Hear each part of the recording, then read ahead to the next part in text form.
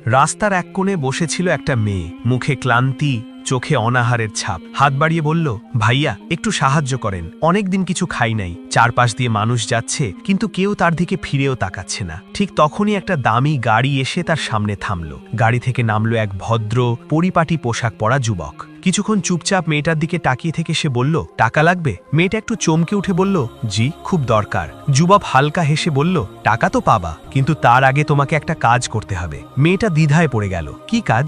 যুবক শান্ত গলায় বলল, এখনই আমার সাথে আমার বাড়ি যেতে হবে। মেয়েটা সঙ্গে সঙ্গে পিছিয়ে গেল। না স্যার, আমি ওই ধরনের মেয়ে না, আপনি ভুল বুঝছেন।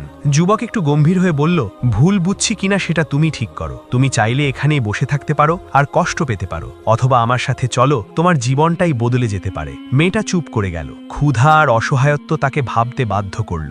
ধীরে ধীরে সে জিজ্ঞেস করল, আমি গেলে আমি কি পাবো? যুবক এবার গম্ভীর স্বরে বলল, আমি তোমাকে এমন জীবন দেব যা তুমি কখনো কল্পনাও করনি। তোমার ভবিষ্যৎ নিরাপদ করে দেব। বলো, রাজি? কিছুক্ষণ নীরব থাকার পর মেয়েটা মাথা নিচু করে বলল, ঠিক আছে, আমি যাব। যুবক বলল, চলো তাহলে। গাড়ি শহরের ব্যস্ত রাস্তা পেরিয়ে এক অভিজাত এলাকায় ঢুকে গেল। চারপাশে বড় বড় বাড়ি, ঝকঝকে আলো। মেয়েটা অবাক হয়ে বলল, আমরা কোথায় আসছি? যুবক বলল, এই শহরের সবচেয়ে অভিজাত এলাকায়, আর এইটাই আমার বাড়ি। বড় একটা গেট খুলে গাড়িটা ভিতরে ঢুকলো। মেয়েটা অবাক হয়ে চারদিকে তাকিয়ে বলল, এত বড় বাড়ি? আমি তো জীবনে এমন বাড়ি কাছ থেকে দেখি নাই। যুবক হেসে বলল, আজ থেকে কিছুদিনের জন্য এটা তোমারও বাড়ি। ভিতরে ঢুকতেই এক গৃহকর্মী এগিয়ে এলো। যুবক বলল, ওকে ভালোভাবে প্রস্তুত করে দাও আর থাকার জন্য একটা রুম দেখিয়ে দাও। গৃহকর্মী একটু অবাক হয়ে মেয়েটার দিকে তাকালো, তারপর বলল, আসেন ম্যাডাম, আমার সাথে আসেন। মেয়েটা ধীরে ধীরে ভিতরে ঢুকতে ঢুকতে নিজের মনে বলল, এটা কি সত্যি? আমার জীবন কি সত্যিই বদলাতে চলেছে? কিছুক্ষণ পর সে গোসল করে নতুন কাপড় পরে বাইরে বেরোলো। তাকে দেখে গৃহকর্মী অবাক হয়ে বলল, আপনাকে তো একদম চিনাই যাচ্ছে না, একদম অন্য মানুষ লাগছে। মেয়েটা লজ্জা পেয়ে মাথা নিচু করে রইল। ঠিক তখনই সেই যুবক এসে দাঁড়ালো। মেয়েটার দিকে তাকিয়ে কিছুক্ষণ চুপ করে থাকলো, তারপর বলল, সত্যি বলতে তোমাকে এখন অনেক সুন্দর লাগছে। মেয়েটা অস্বস্তিতে পড়ে বলল, ধন্যবাদ। তারপর একটু থেমে বলল, আপনি যে কাজের জন্য আমাকে এনেছেন সেটা কি এখন শুরু করবেন? যুবক হালকা হেসে বলল, এত তাড়াহুড়ো কিসের? এখনো বাড়িতে অনেক মানুষ আছে, একটু ধৈর্য ধরো। তারপর আবার বলল, তার আগে আমি তোমাকে একটা সারপ্রাইজ দিতে চাই। মেয়েটা অবাক হয়ে বলল, কি সারপ্রাইজ? যুবক কিছুটা গম্ভীর হয়ে তার দিকে তাকালো, তারপর বলল, আমি তোমাকে একটা কথা জিজ্ঞেস করতে চাই। তুমি কি আমার সাথে বিয়ে করবে? মেয়েটা যেন একদম স্তব্ধ হয়ে গেল। সে বিশ্বাসই করতে পারছিল না সে ঠিক কি শুনছে। কিছুক্ষণ চুপ থেকে বলল, আপনি কি বলছেন? আমার সাথে বিয়ে? যুবক শান্তভাবে বলল, হ্যাঁ, যদি তুমি চাও তুমি তোমার পরিবারের সাথে কথা বলতে পারো, আমার কোনো সমস্যা নেই। মেয়েটার চোখ ভিজে উঠল। সে ধীরে ধীরে বলল, আমার তো কোনো পরিবার নেই, ছোটবেলা থেকেই আমি একা।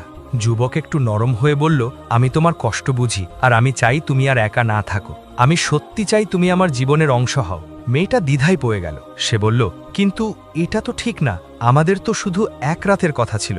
আপনি কি আমাকে টাকা দিয়ে আপনার স্ত্রী বানাতে চান? যুবক একটু বিরক্ত হয়ে বলল, দেখো, আমি কোনো দরাদরি করছি না, আমি সিরিয়াস। আমি চাই তুমি আমার স্ত্রী হও। মেয়েটা ধীরে ধীরে বলল, আমি রাজি আছি, কিন্তু আপনার পরিবার, এই সমাজ, তারা কি আমাকে মেনে নেবে?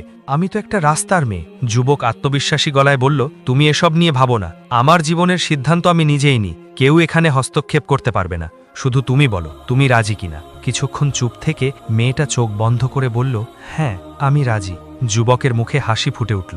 সে বলল, তাহলে প্রস্তুত হও, আজ থেকেই তোমার নতুন জীবন শুরু। কিছুক্ষণের মধ্যেই বাড়ির ভিতরে ছোট করে বিয়ের আয়োজন করা হলো। খুব বেশি লোকজন না থাকলেও পরিবেশটা ছিল একদম গম্ভীর আর সুন্দর। মেয়েটা নতুন পোশাকে একদম অন্যরকম লাগছিল। তার চোখে ছিল অজানা এক স্বপ্ন, আর মনে এক ধরনের ভয় আর আশার মিশ্র অনুভূতি। যুবকটি তার সামনে দাঁড়িয়ে নরম গলায় বলল, আজ থেকে তুমি আর একা না, আমি সবসময় তোমার পাশে থাকব। মেয়েটা চুপচাপ মাথা নাড়ল। তার জীবনে এত বড় পরিবর্তন সে কখনো কল্পনাও করেনি। বিয়ের আনুষ্ঠানিকতা শেষ হওয়ার পর সবাই ধীরে ধীরে চলে গেল। বাড়িটা আবার শান্ত হয়ে গেল।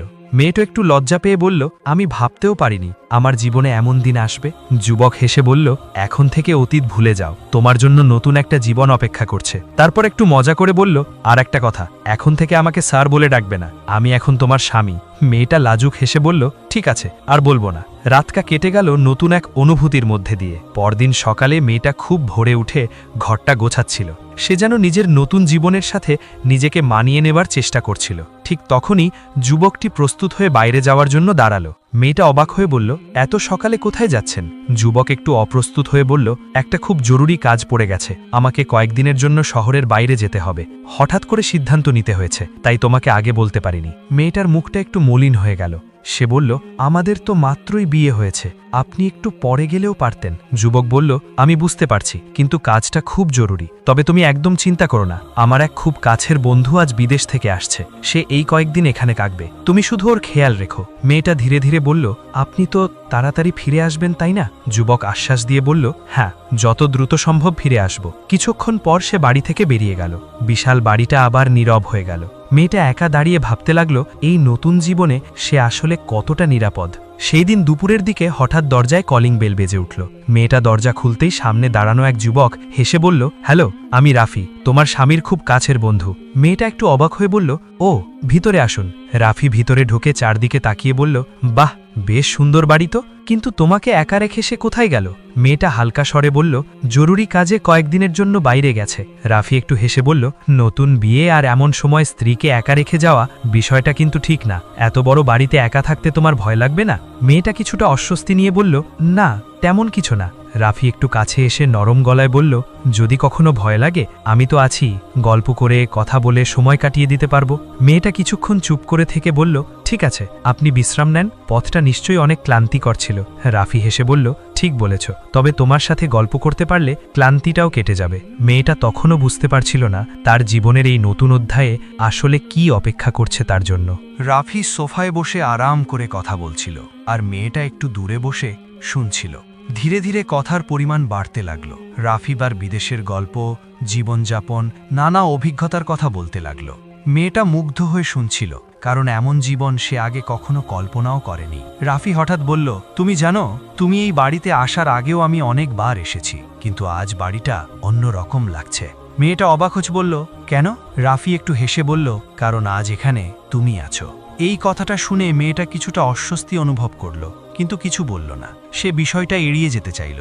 বলল, আপনি অনেক ক্লান্ত, আপনি বিশ্রাম নেন। রাফি ধীরে ধীরে উঠে দাঁড়ালো, কিন্তু যাওয়ার আগে বলল, তুমি চাইলে আমরা আরো কিছুক্ষণ কথা বলতে পারি।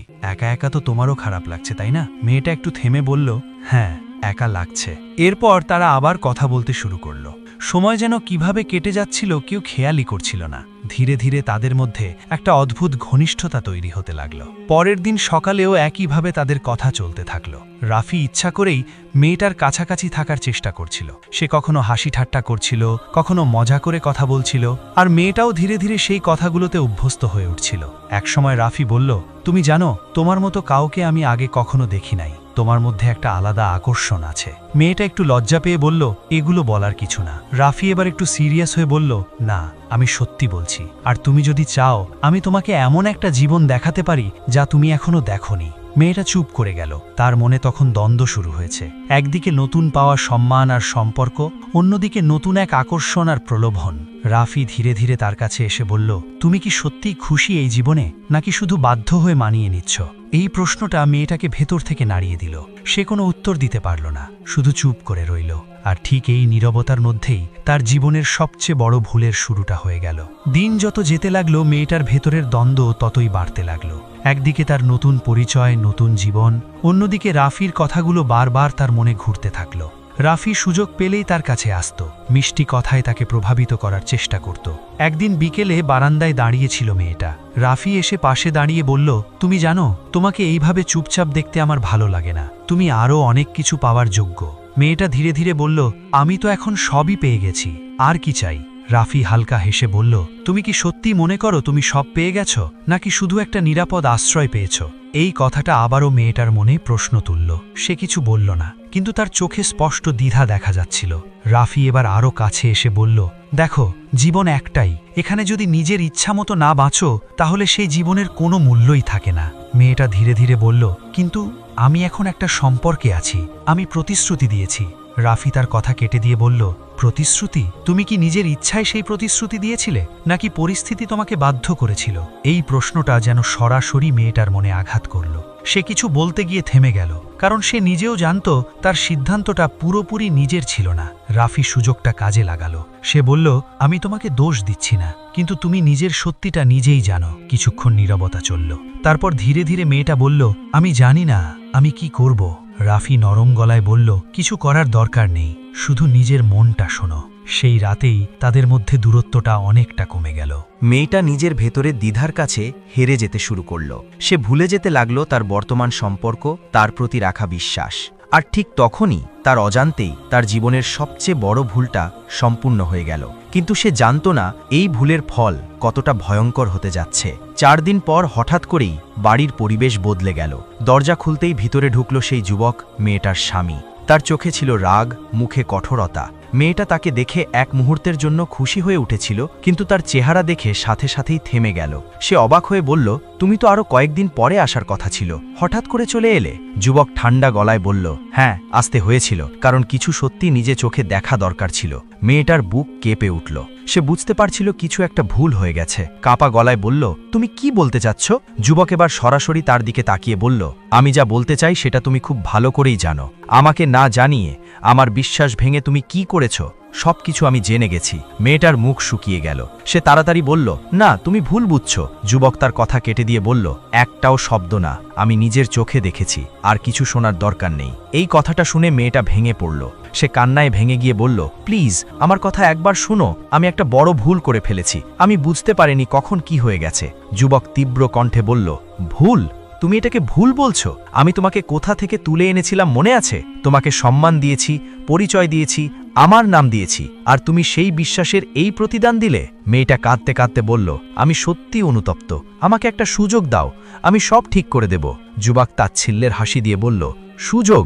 মানুষ যখন নিজের আসল চরিত্র দেখিয়ে দেয় তখন আর কোনো সুযোগ থাকে না। আমি ভেবেছিলাম তুমি বদলে যাবে, কিন্তু আমি ভুল ছিলাম। তারপর কঠোর স্বরে বলল, এই বাড়িতে তোমার আর কোনো জায়গা নেই, এক্ষুনি এখান থেকে চলে যাও। মেয়েটা হতবাক হয়ে গেল। সে কাপা গলায় বলল, প্লিজ আমাকে বের করে দিও না, আমি কোথায় যাব? যুবক নির্দয়ভাবে বলল, যেখান থেকে তোমাকে এনেছিলাম সেখানেই ফিরে যাও, এই বাড়ি তোমার জন্য না, আমার জীবন থেকেও তুমি এখন শেষ। মেয়েটা আর কিছু বলতে পারল না। চোখের পানি মুছতে মুছতে ধীরে ধীরে বেরিয়ে গেল সেই বাড়ি থেকে, যেটাকে সে নিজের নতুন জীবন ভেবেছিল। আর ঠিক তখনই সে বুঝতে পারল একটা ভুল সিদ্ধান্ত কিভাবে পুরো জীবনটা নষ্ট করে দিতে পারে। বাড়ির গেটটা পেরিয়ে বাইরে আসতেই মেয়েটার মনে হলো যেন সে আবার সেই আগের জায়গায় ফিরে এসেছে, যেখান থেকে তার নতুন জীবনের শুরু হয়েছিল। চোখ দিয়ে টপ টপ করে পানি পড়ছে, কিন্তু থামানোর মতো কোনো শক্তি তার আর নেই। রাস্তার পাশে দাঁড়িয়ে সে একবার পিছনে তাকালো। বিশাল সেই বাড়িটা এখনো আগের মতোই দাঁড়িয়ে আছে, কিন্তু সেখানে তার জন্য আর কোনো জায়গা নেই। কয়েকদিন আগেও যে বাড়িটাকে সে নিজের ভবিষ্যৎ ভাবছিল, আজ সেটাই তার জন্য সম্পূর্ণ বন্ধ হয়ে গেছে। সে ধীরে ধীরে হাঁটতে শুরু করল। মনে পড়তে লাগলো সবকিছু, সেই দিনটা যখন সে ক্ষুধার্ত অবস্থায় বসেছিল। তারপর হঠাৎ করে জীবনে এত বড় পরিবর্তন, সম্মান, ভালোবাসা, নিরাপত্তা, সবকিছু সে পেয়েছিল, কিন্তু নিজের এক ভুল সিদ্ধান্তের কারণে সে সবকিছু হারিয়ে ফেলল। সে নিজেকেই প্রশ্ন করতে লাগলো, আমি কেন এমন করলাম? আমি তো সব পেয়েছিলাম, তাহলে কেন আমি সেই পথটা বেছে নিলাম যেটা আমাকে আবার সবকিছু থেকে বঞ্চিত করে দিল? এদিকে বাড়ির ভিতরে যুবকটি একা দাঁড়িয়েছিল। তার মনেও এক ধরনের কষ্ট কাজ করছিল। সে চুপচাপ জানালার পাশে দাঁড়িয়ে বাইরে তাকিয়েছিল। সে জানত সে যা করেছে তা হয়তো কঠিন ছিল, কিন্তু তার বিশ্বাস ভেঙে যাওয়ার কষ্টটা আরও বড় ছিল। সে ধীরে ধীরে বলল, বিশ্বাস একবার ভেঙে গেলে সেটা আর কখনো আগের মতো হয় না। অন্যদিকে মেয়েটা আবার সেই আগের জীবনে ফিরে গেল, কিন্তু এবার সে আগের মতো ছিল না। তার চোখে এখন অভিজ্ঞতার ছাপ আর মনে গভীর অনুশোচনা। সে বুঝে গিয়েছিল জীবনে যা পাওয়া যায় তার মূল্য না বুঝলে একসময় সবকিছু হাতছাড়া হয়ে যায়। এই গল্পটা আমাদের একটা বড় শিক্ষা দেয়, জীবনে যতই সুযোগ আসুক না কেন, নিজের সততা আর চরিত্রটাই সবচেয়ে বড় সম্পদ। একবার সেটা হারিয়ে ফেললে আর কিছুই অবশিষ্ট থাকে না। তাই আমাদের উচিত যা কিছু আমাদের কাছে আছে তার মূল্য বোঝা, আর কখনোই ভুল পথে পা না বাড়ানো, কারণ একটি ভুল সিদ্ধান্তই পুরো জীবনটা বদলে দিতে পারে।